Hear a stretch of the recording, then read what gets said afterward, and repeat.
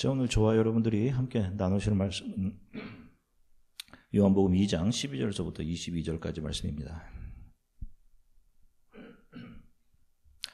자, 하나님 말씀 한 목소리로 같이 읽으시겠습니다. 그 후에 예수께서 그 어머니와 형제들과 제자들과 함께 가버나움으로 내려가셨으나 거기에 여러 날 계시지는 아니하시니라. 유대인의 유월절이 가까운지라. 예수께서 예루살렘으로 올라가셨더니 성전 안에서 소와 양과 비둘기 파는 사람들과 돈 바꾸는 사람들이 앉아있는 것을 보시고 노끈으로 채찍을 만드사 양이나 소를 다 성전에서 내쫓으시고 돈 바꾸는 사람들의 돈을 쏟으시며 상을 엎으시고 비둘기 파는 사람들에게 이르시되 이것을 여기서 가져가라. 내 아버지의 집으로 장사하는 집을 만들지 말라 하시니 제자들이 성경 말씀에 주의 전을 사모하는 열심히 나를 삼키리라 한 것을 기억하더라. 이에 유대인들이 대답하여 예수께 말하기를 내가 이런 일을 행하니 무슨 표적을 우리에게 보이겠느냐. 예수께서 대답하여 이르시되 너희가 이 성전을 헐라. 내가 사흘 동안 일으키리라. 유대인들이 이르되 이 성전은 46년 동안 지었거늘 내가 3일 동안에 일으키겠느냐 하더라. 그러나 예수는 성전된 자기 육체를 가리켜 말씀하신 것이라. 죽은 자 가운데서 살아나신 후에야 제자들이 이 말씀하신 것을 기억하고 성경과 예수께서 하신 말씀을 믿었더라. 아멘. 할렐루야. 자, 여러분 한 주간 동안 평안하셨습니까? 자, 우리가 지난주에 가나라는 곳에서 결혼잔치에서 예수께서 물을 포도주로 변하게 하셔서 결혼잔치의 기쁨을 이어가게 하셨던 예수님께서 행하신 요한복음에 나오는 7가지의 표적 중에 첫 번째 표적에 대해서 말씀을 나누었습니다. 자, 이 표적은 앞으로 내가 십자가에서 흘릴 나의 피가 너희가 하나님의 신부로 그분과 한 가족이 되어가게 할 것이며 이 땅에 줄 수 없는 기쁨을 너희들에게 줄 것이다 라는 의미였음을 우리가 지난 시간에 살펴보았어요. 자, 이 표적을 행하시기 전에 예수께서는 나다나엘과 제자들에게 이제부터 너희들은 하늘이 열리고 천사들이 인자의 위에서 오르락내리락 하는 것을 보게 될 것이다. 자, 이런 말씀을 하십니다. 자, 지난주에 살펴본 바와 같이 이 말씀은 오래전 야곱이 어떤 한 곳에서 환상을 보게 되었는데 자신이 있던 곳에서 하늘이 열리고 한 사닥다리가 하늘로부터 내려와 자신이 있는 곳에 세워지고 하나님의 천사가 그 사닥다리를 이용해서 하늘에서 자신이 있는 곳으로 오리락내리락 하는 것을 보게 되죠. 그리고 자신이 있던 곳을 여기가 거룩한 하나님의 집이었구나 라고 하면서 그곳의 이름을 베델이라고 짓죠. 하나님의 집, 거룩한 하나님의 성전이라고 지었던 그 사건을 예수께서 인용하신 것입니다. 너희들은 그 천사들이 내 머리 위에서 오르락내리락 하는 것들을 앞으로 보게 될 것이야 라고 하시죠. 자신이 무엇이라고 하시는 거예요? 자신이 무엇이다? 베델이다 라고 하시는 거예요. 자기 자신이 하나님의 집, 하나님의 성전이다 라고 하시는 겁니다. 그리고 너희들은 앞으로 나를 통해서 하늘과 땅을 연결시키는 그 일, 그 십자가의 일을 너희가 앞으로 보게 될 것이다 라고 하시면서 이제 표적들을 하나하나씩 행하게 가시는 것이죠. 자, 이 지식을 기반으로 오늘 말씀을 함께 나누겠습니다. 오늘 본문은 예수께서 이 땅에서 사역하신 3년의 기간 중에 첫 번째로 6월절에 예루살렘에 올라가셨을 때에 있었던 일을 기록합니다. 여기를 보시면 예수께서 예루살렘 성전에서 장사하는 사람들의 상을 엎으시고 채찍으로 그들이 팔던 양이나 소를 내어 쫓으시는 장면이 나옵니다. 자, 예수님은 왜 이런 과격한 행동을 예루살렘 성전에서 하셨을까? 예수님의 이런 행동들에 대해서 어떤 신학자들과 목사님들은 예수님께서 불의한 자들에 대해서 분노하시면서 그들의 상을 엎으시고 그들을 쫓아내고 하셨던 것처럼 교회와 성도들이 사회의 억압과 수탈, 강자들의 횡포에 맞서서 투쟁하고 싸워서 자유와 해방을 쟁취해야 한다라고 주장하기도 합니다. 이렇게 주장하는 것을 해방신학이라고 해요. 저는 이게 신학인지도 잘 모르겠지만 하여간 이걸 해방신학이라고 합니다.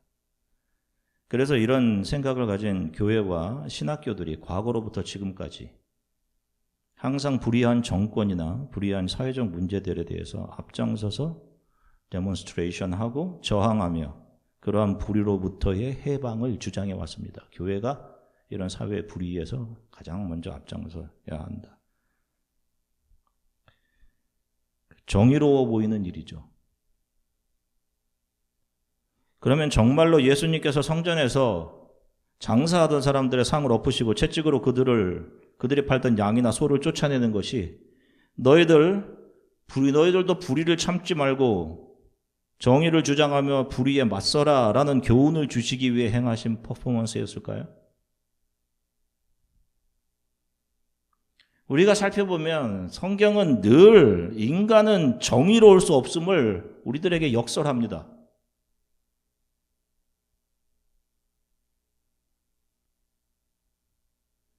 우리는 자기가 정의롭다라고 하면서 그 안에서도 자기의 주장, 자기 칭찬을 얻어내려고 하는 그런 존재란 말입니다. 자기의 유익을 위해서 저스티스가 정의되죠. 예수께서 행하신 것은 거룩함을 유지해야 하는 성전이, 예루살렘 성전이 하나님을 사랑한다고 말하는 인간들의 탐욕으로 채워진 것에 대해서 그러한 더러워진 것들을 성전 밖으로 치워버리신 일이었습니다. 오늘 예수님께서 예루살렘 성전에서 장사하던 사람들의 상을 엎으시고 그들을 내쫓으신 것의 의미를 조금 더 깊게 살펴보겠습니다. 자, 유대인들에게는 아주 중요한 절기가 있습니다. 그중 하나가 유월절, 파스카, 패스오버입니다. 유대인들의 달력으로는 첫 달 1월이지만 현재 우리가 사용하는 달력으로는 2025년도 패스오버, 파스카가 4월 12일입니다. 4월 12일서부터 일주일 동안을 유월절, 파스카로 지킵니다. 자, 유대교회에 속한 사람들은 이 절기에 반드시 예루살렘에 올라와서 제사를 드려야 했습니다. 거기에 성소가 있었기 때문이에요. 그런데 그때는 이스라엘 백성들뿐만 아니라 유대교로 개종한 사람들, 유대교로 개종한 이방인들, 그리고 아직 개종하지는 않았지만 여호와를 섬기기 원했던 이방인들도 예루살렘으로 모여들었습니다.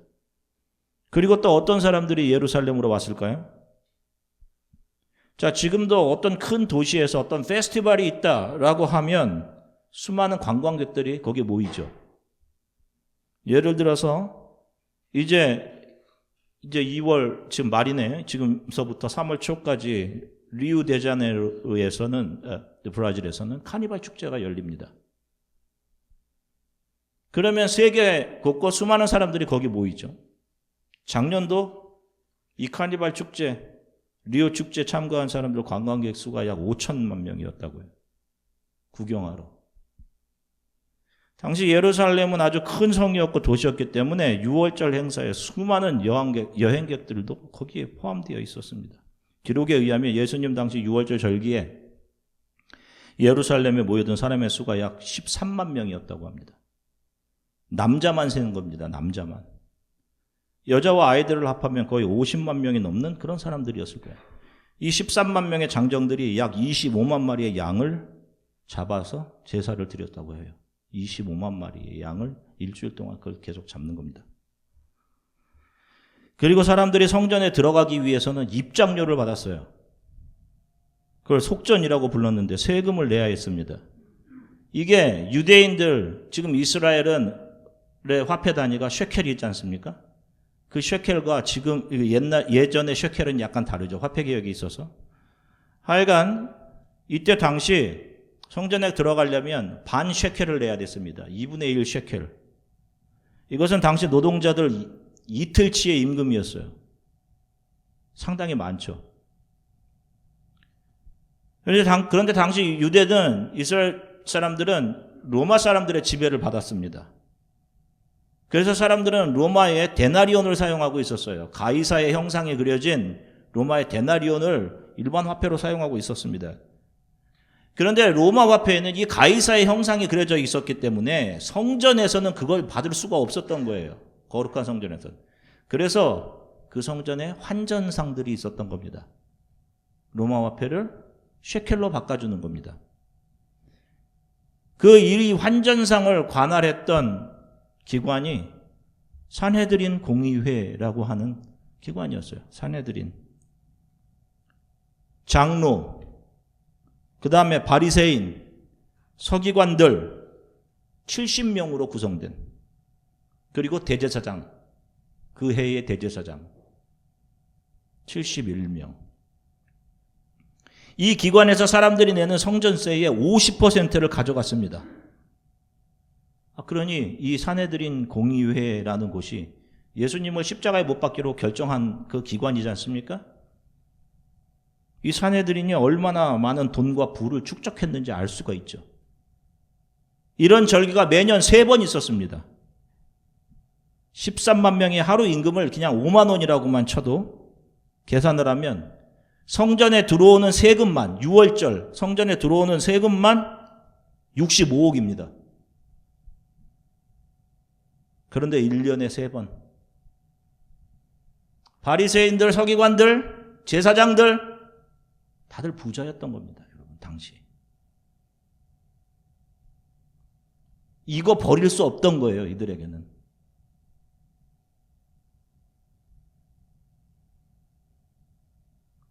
환전을 해주는 사람들은 어떻게 했겠어요? 기회지, 더 많은 환율을 적용했겠지. 이익을 남겼을 겁니다. 그래야 더 많은 돈을 벌 수 있지. 게다가 그래야 산헤드린 지도자들도 더 많이 돈을 벌 수 있죠. 환율이 높게 적용될수록. 그걸 묵인해 주었겠죠. 탐욕이죠. 탐욕이 가득했던 거죠. 그 안에. 절기마다. 또 제물을 드리기 위해 사람들이 가져온 가축들, 그 25만 마리 갖고 온다. 그걸 누가 심사하냐? 레위 제사장들이 심사를 했습니다. 제사를 드리기 위해 가지고 집에서 짐승들 끌고 올 거 아니에요? 그 짐승들에 대해서 보자. 이거 불합격. 하면 그거 제사 드릴 수 없어요. 그러면 어떻게 해야 돼? 제사장들과 레위인들이 거기서 파는 그 짐승을 직접 사야 됐습니다. 그걸로 사서 제사를 드려야 돼. 그러니 어떻게 여러분들 그냥 우리 같으면 돈을 벌기 위해서 어떻게 해야 되겠어요? 불합격 해주겠지. 그리고 양과 염소들 성전 안에서 파는 게 성전 밖에서 파는 것보다 쌌겠습니까?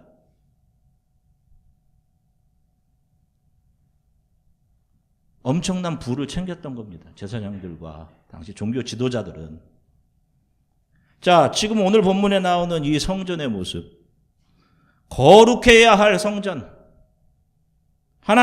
그 성전이 하나님을 섬긴다는 명목하에 사람들은 거기서 뭐 하고 있었어요? 자기 돈 챙겨내면서 성전을 이용해 자신들이 이 땅에서 잘 살기 위한 돈과 이윤들을 만들어내었던 탐욕으로 가득 찬 죄인들의 모습을 지금 그대로 보여주고 있는 거예요. 성전 안에 무엇이 들어있어야 됩니까, 여러분? 거룩하게 된 물건들을 아니에요? 거룩하게 된 물건과 거룩하게 된 제사장들. 그냥 못 들어갑니다. 절차가 많죠. 속죄제 드려야 되고 속건제를 드려야 되고. 그렇죠. 그래야지 들어갈 수 있어. 거룩하게 하는 기름을 뿌려야 되고. 그 절차들. 그 성막 안에 드러놔야 되는 그 물건들과 제사장들에 대한 규례를 아주 섬세하게 기록해 놓은 게 우리가 지금 읽어가고 있는 레위기, 민수기 내용들 아닙니까? 이거 너무 힘들죠. 되게 힘들어요. 우리에겐 낯설지. 왜 이렇게까지 해야 되는 건가? 그만큼 이 성전 안을 채우고 있는 물건들과 사람들은 거룩해야 한다. 라는 걸 강조하신 겁니다. 우리가 지루하는 그만큼 이 안에는 거룩함이 유지되어야 되는 거야. 그런데 거기 이 땅에서 잘 살기 위해 돈 벌기 위한 탐욕이 들어있으면 되겠어요, 여러분? 내 자리에 잘 지켜서 나오는 돈 또박또박 잘 챙기면서 또 명예까지 있으니 사람들 위해 군림하고자 하는 그 못된 이기심, 뱀이 들어있으면 되겠냐고요. 그래서 예수님께서 성전 안에 있던 인간들의 탐욕들, 거룩하지 못한 것들을 다 뒤집어 엎으신 겁니다. 자, 예수께서 행하신 모든 일들과 표적은 이 표적을 세메이온이라고 하는데 indicate, 무엇인가를 가리키는 게 있다라고 말씀하셨죠? 자, 오늘 성전 안에 거룩하지 않은 것을 몰아내고 거룩하게 하시는 이 일이 가리키고 있는 게 무엇이겠어요, 여러분? 무엇이겠어요? 십자가 아닙니까? 십자가. 거룩하지 못한 저와 여러분들의 마음을 뒤집어서 거룩하게 하시는 예수 그리스도의 보혈. 예수께서 지실 십자가를 보여주시고 있는 거잖아요. 성전에 큰 소란이 일었습니다. 한 사람이 나타나서 막 뒤집어 엎고 하니까. 당시 사내들인 공회 관청이 성전 마당 바로 옆에 있었기 때문에 사람들이 달려와서 예수께 묻습니다. 요한복음 2장 18절 우리말 성경으로 같이 읽겠습니다. 그때 유대 사람들이 예수께 물었습니다. 당신이 이런 일을 할 수 있다는 것을 증명할 만한 무슨 표적을 우리에게 보여줄 수 있겠어? 자, 거룩한 성전에서 이런 일을 할 수 있는 권세는 하나님 이외에는 없는데 너가 그 권위를 가지고 있어? 그러면 한번 그 표적을 보여봐라 라고 이야기하고 있는 겁니다. 자, 그런데 보세요. 이들은 율법에 대해서 누구보다도 잘 알고 있던 사람들입니다. 종교 지도자들이에요. 성경을 가르치던 사람들이니까. 이들이 메시아가 어디서 나올지 몰랐을까요?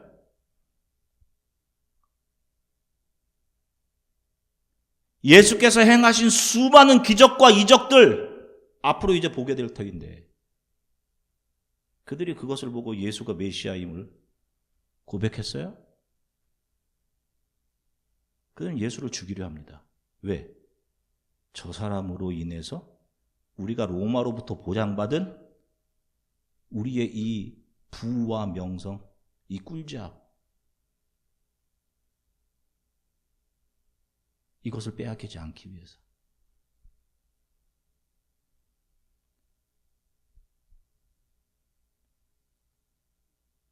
이 세상에 자신들의 유익과 돈, 명성 지키고 유지하기 위해서 성전의 거룩함?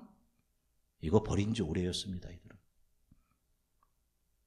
그들이 입으로는 우리도 하나님을 사랑하는데 우리가 하나님을 사랑한 열심히 있는데 우리가 주를 위해 이런 일들을 했는데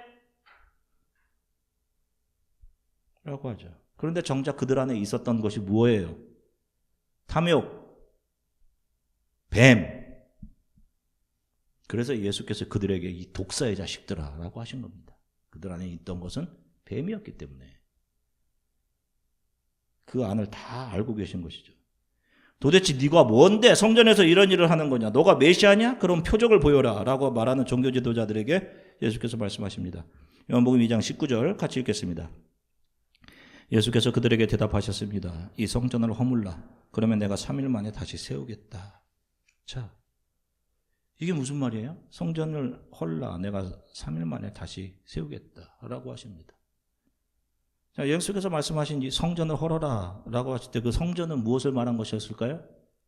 베델 대신 예수님 자기 자신. 다른 곳에 보면 예수께서 이런 말씀까지 하셔요. 내가 보여줄 표적은 요나의 표적밖에 없다라고 하십니다.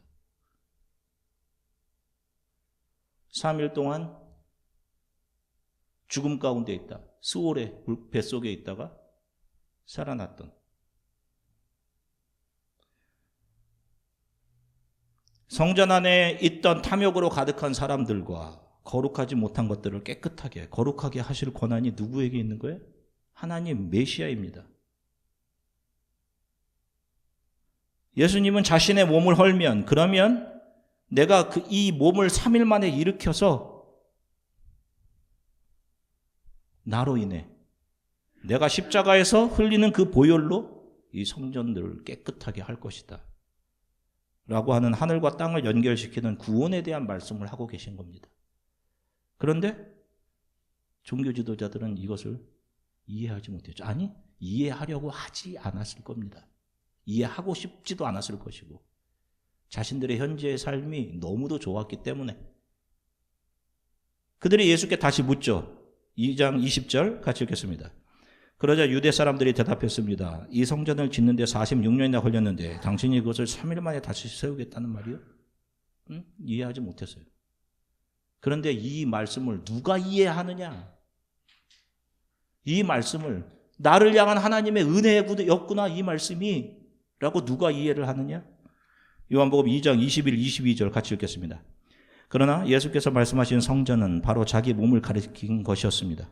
나중에 예수께서 죽은 사람들 가운데 살아나셨을 때에야 제자들은 이 말씀을 기억했고 성경과 예수께서 하신 말씀을 믿었습니다. 아멘. 보세요.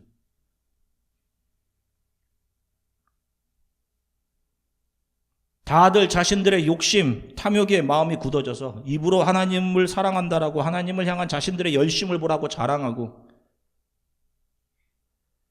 그러면서 뒤로는 자신들의 유익, 조금이라도 손해보지 않으려고 하고 돈과 명성, 자기 자랑 챙겨내던 인간들을 성전에서 쫓아내심으로 지금 저와 여러분들의 힘으로 저와 여러분들 마음 안에서 치워낼 수 없는 우리들 마음속에 있는 탐욕, 야비함, 간사함들을 예수께서 홀로 십자가에서 못 박히시면서 그분의 보혈로 저와 여러분들을 깨끗하게 거룩하게 정화해 주시는 것. 이걸 이 사건을 통해 보여주신 겁니다. 내가 이렇게 너희들 안에 있는 탐욕과 더러움들을 쫓아내 줄게. 이거 보여주신 거예요. 그리고 이것을 은혜로 알게 된 사람들을 성경은 제자들이라고 하는 겁니다. 아, 이게 은혜였구나. 이 말씀이 이것이었구나. 고린도전서 3장 16절입니다. 너희는 너희가 하나님의 성전인 것과 하나님의 성령이 너희 안에 계시는 것을 알지 못하느냐. 아멘. 성경은 예수께서 거하시는 저와 여러분들, 우리 크리스천들을 성령이 거하시는 성전이다라고 하십니다. 성전. 자격이 없는데 우리를 거룩한 성전이야 라고 하시는 거예요. 우리들 안에 있던 탐욕을 십자가의 보혈로 정화시켜 주신 겁니다. 그런 우리들 안에 이기심, 탐욕, 음란함, 시기하고 미워함이 주인처럼 자리 잡고 있으면 안 되는 것이죠. 그래서 레위기, 민수기, 여러분 지금 성경 읽으시는 분들을 보면 이런 거룩한 규례들을 사람이 어겼을 때 그 사람을 어떻게 하죠? 일정 기간 동안 진 바깥으로 쫓아냅니다. 왜 쫓아내는 거예요? 자신의 죄를 생각하라. 회개의 시간을 주시는 거죠. 그리고 그가 다시 들어올 때 속죄제를 드려야 한다 라고 하죠. 하나님 앞에 예배 드려야 돼. 저와 여러분들 마음도 마찬가지입니다. 여러분들, 우리 크리스찬들은 우리들의 마음을 점검을 자꾸 하셔야 돼요. 지금 내 마음 속에 내 마음을 도미네이트하고 있는 것이 도대체 무엇인지 정말 점검하셔야 됩니다. 내 마음을 지금 지배하고 있는 것은 무엇인지. 그래서 무엇이 나의 생활을 컨트롤하고 있는지, 그것이 세상을 향한 탐욕이면 안 되는 거예요, 여러분. 지금 내가 붙잡고 있는 이 세상의 것들을 지키고자 하는 그런 마음들이 이 안에 있으면 안 되는 겁니다. 누군가를 향한 미움과 시기, 질투, 돈, 명예 챙기려고 하는 그런 마음이 올라올 때 그런 마음이 나를 지배하지 못하도록 하나님께서 그럴 때 그런 거룩함을 지키지 못한 이스라엘 백성들을 진 바깥으로 내어 쫓아라 라고 하셨던 것처럼 조용히 자신 안에 있는 더러운 것들로 인해 아파하면서 여러분들 set aside 조용히 기도하시는 시간들을 가지셔야 되는 거예요, 여러분. 이게 경건의 시간인 겁니다. 우리 크리스찬들에게 매일매일 필요한, 우리가 주님 도와주세요, 주의 이름을 부를 때, When we call upon His name, 우리가 주의 이름을 부를 때 주가 오셔서 우리를 구하시리.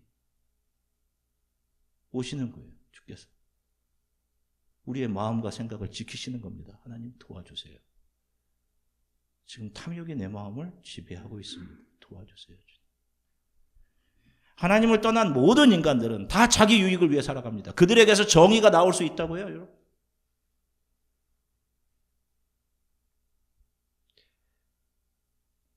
우리 안에 있는 탐욕을 오히려 성공을 향한 열정이라고 착각하며 살아가게 만든단 말입니다, 세상은. 그들은 종교 생활을 통해서도 자기 유익을 얻어내려고 해요. 종교의 이름으로 자아를 부유하게 하고 자기 성취를 이루어내는 일들을 하는 거죠. 결국 자기 만족과 유익 얻어내는 행위 아닙니까? 이 땅에 잘 정착하고자 하는 정착인들,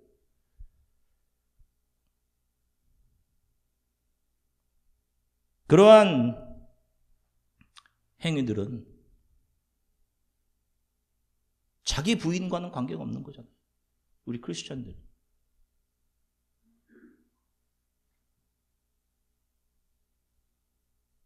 저와 여러분들 안에도 여전히 하나님 자리에 올라가고 있는 것들이 많아요. 하나님이 기뻐하시지 않는 것들. 탐욕도 있고 돈도 있고 명예도. 제 마음을 봐도 그렇습니다. 나만 옳다고 생각하는 그 꼰대 같은 생각들. 내가 이게 아무리 하려도 잘 안 돼요. 고쳐지지가 않아. 참 절망스럽습니다. 이런 저에게 정말 굿뉴스는 너 괜찮아. 내가 치워줄게. 내가 이미 십자가에서 치워냈다. 하시는 거예요. 나는 너무도 자격이 없는데 주님 앞에 설 자격이.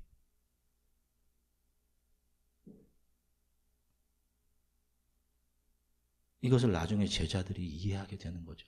다시 한번 볼게요. 요한복음 2장 21, 22절. 그러나 예수께서 말씀하신 성전은 바로 자기 몸을 가리킨 것이었습니다.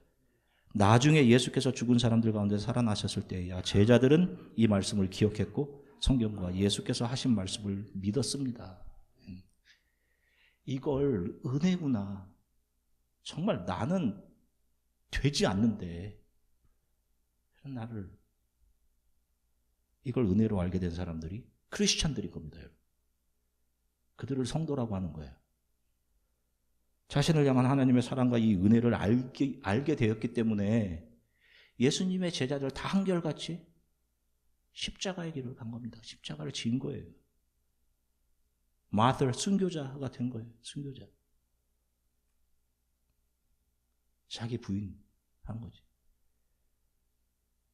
자, 여러분들은 어떠세요? 오늘 말씀 안에서 여러분들을 향한 하나님의 은혜와 하나님의 용서가 보여주십니까? 사악한 내 안을 보혈로 씻어주시고 네가 거룩하다, 깨끗하다라고 해주시는 그 하나님의 은혜가 말씀 안에 보여주시냐고요.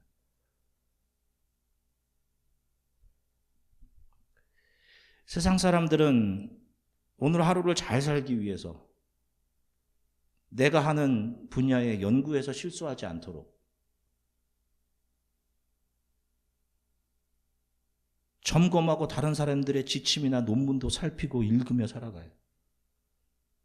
심지어는 쇼핑을 하면서도 내가 어떻게 하면 더 쇼핑을 잘할 수 있을까? 핸드폰을 뒤적뒤적하고 점검하면서 쇼핑합니다.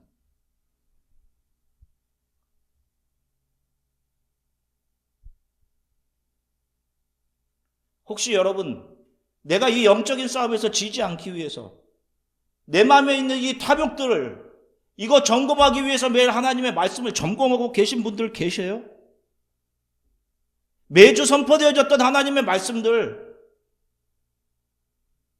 다시 한번 그 말씀을 들으면서 나는 어떤 삶을 살고 있는지 점검해 보시는 분들 계시냐고.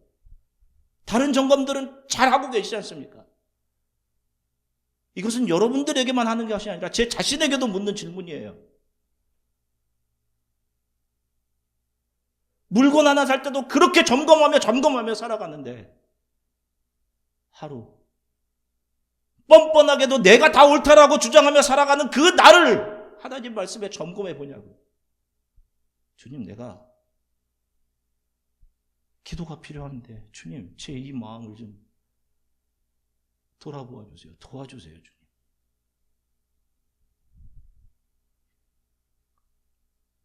여러분들, 사랑하는 성도 여러분, 여러분들 마음을 날마다 잘 점검하셔야 합니다. 내 안에 탐욕이 있을 때마다 여러분들 시간을 내셔서 하나님께 기도하는 시간 가지셔야 돼요. 간절히 바라기는 여러분들이 하나님의 사랑을, 십자가의 은혜를 이해하게 되길 바라요.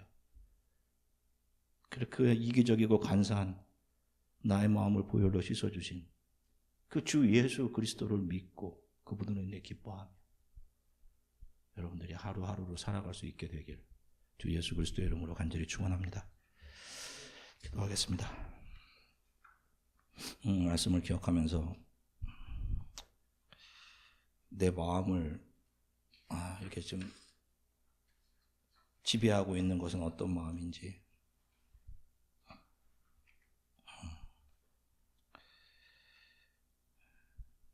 잘 점검해 봤으면 좋겠습니다. 아무리 생각해도 늘 세상을 사랑하고 내가 가장 옳다라고 주장하고 정말 자격이 없는데 이런 나를 친히 손에 채찍을 드신 모습으로 그 모든 것들을 쓸어내고 상을 엎으시며 거룩하지 못한 것들을 내어 쫓으시고 하나님의 집에 이런 것이 있으면 안 된다. 그것을 십자가에서 우리들에게 이루어 주셨습니다. 그리고 우리를 거룩하다, 깨끗하다라고 해주신 그 하나님의 은혜, 하나님 그것을 기억하며 살아가게 도와주십시오. 우리 안에 탐욕이 있을 때마다 주께 기도하며 우리가 주의 이름을 부를 때마다 하나님께서는 오셔서 우리의 마음과 생각을 지켜주시기를 간절히 소망합니다. 우리 이렇게 잠시 하나님 말씀 기억하고 기도하고 성찬의 떡과 잔을 받겠습니다. 하나님 감사합니다. 사랑하는 성도들과 함께 하나님 말씀 나누게 하셔서 참 감사합니다. 주님, 오늘도 주신 하나님 말씀을 기억하며 살아가게 해주십시오.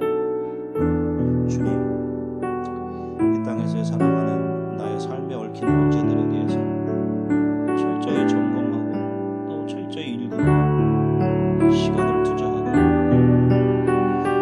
그렇게 살아갔습니다. 그럼에도 나의 마음, 나의 영혼의 상태, 내가 싸워야 하는 영적인 싸움들이 얼마나 처절한 것인지 사탄 마귀가 우는 사자처럼 매일 우리들을 하나님의 자리에 올려놓고 우리를 하나님으로부터 멀어지게 하는지 가족들과 다른 사람들의 마음을 아프게 하는